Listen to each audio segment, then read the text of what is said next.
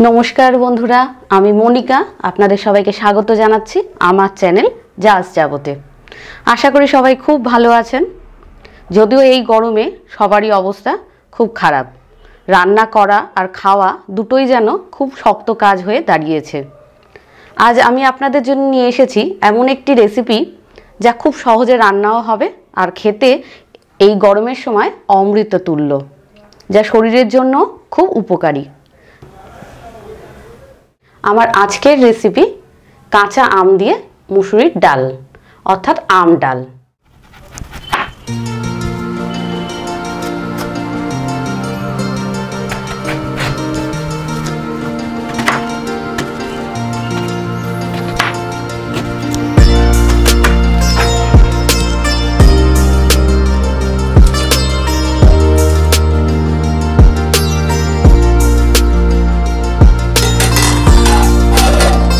आम डाल बानानोर जोन्नो आमी डाल सेদ্ধ बसिয়েছিলাম।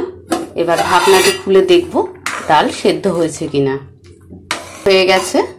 আমি এবার এর মধ্যে মিশিয়ে দেব আগে থেকে কেটে রাখা আমগুলোকে আর ঢাকা দিয়ে রান্না করব আমগুলো সেদ্ধ হওয়া পর্যন্ত।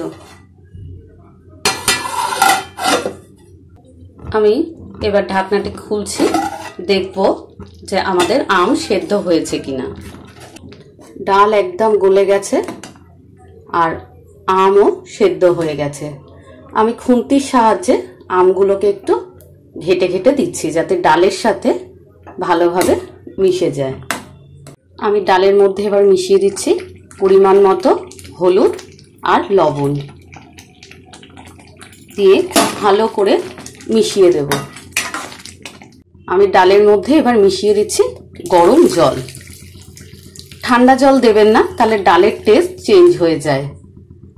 আর জল কতটা দেবেন সেটা আপনি ডালটা ঘন করতে চাইছেন না পাতলা সেটা বুঝে দিতে হবে। তবে টক ডাল একটু পাতলা হলেই ভালো লাগে, তাই আমি একটু পাতলা করব বলে জলের পরিমাণটা একটু বেশি দিয়েছি। ডাল ফোড়ন দেওয়ার জন্য আমি কড়ার মধ্যে সর্ষের তেল নিয়ে নিচ্ছি। 1.5 চামচের মতো সর্ষের তেল নিয়েছি। তেল গরম হলে এর মধ্যে আমি শুকনো লঙ্কাগুলোকে 2 টুকরো করে এইভাবে দিয়ে দেব। শুকনো লঙ্কাটা ভাজা হলে এর মধ্যে আমি মিশিয়ে দিচ্ছি 1 চামচ সর্ষে। একে একে দিয়ে দিচ্ছি 1/2 চামচ জিরে আর কাঁচা লঙ্কা চেরাগুলো দিয়ে খুব ভালো করে ভেজে নেব। ফোড়ন ভাজা হয়ে গেছে। আমি এবার এর মধ্যে মিশিয়ে দিচ্ছি আগে থেকে সেদ্ধ করে রাখা ডাল।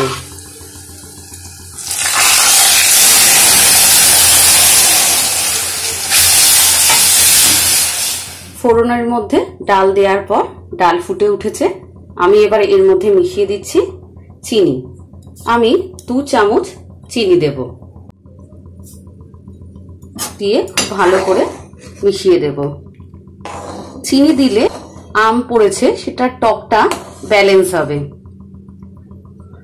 আপনারা যদি মিষ্টি পছন্দ না করেন তাহলে 2 চামচ না দিয়ে 1 চামচ দেবেন। চিনিটা অবশ্যই দেবেন, তাহলে ডালের টেস্টে একটা তফাৎ বুঝবেন।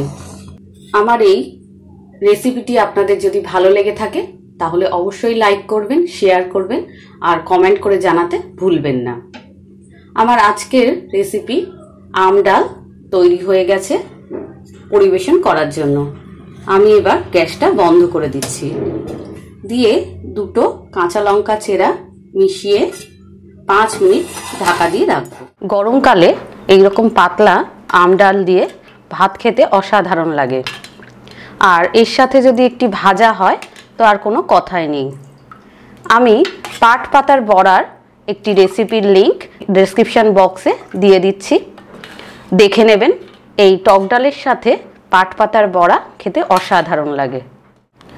আপনাদের কাছে অনুরোধ রইল অবশ্যই এইভাবে একবার আম ডাল বাড়িতে বানাবেন, অসাধারণ লাগবে।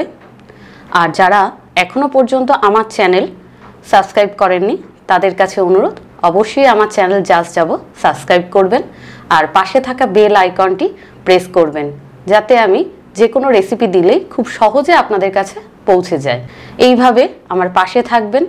আবার একটি নতুন রেসিপি নিয়ে আপনাদের কাছে আমি আসব। আজ এই পর্যন্তই। নমস্কার।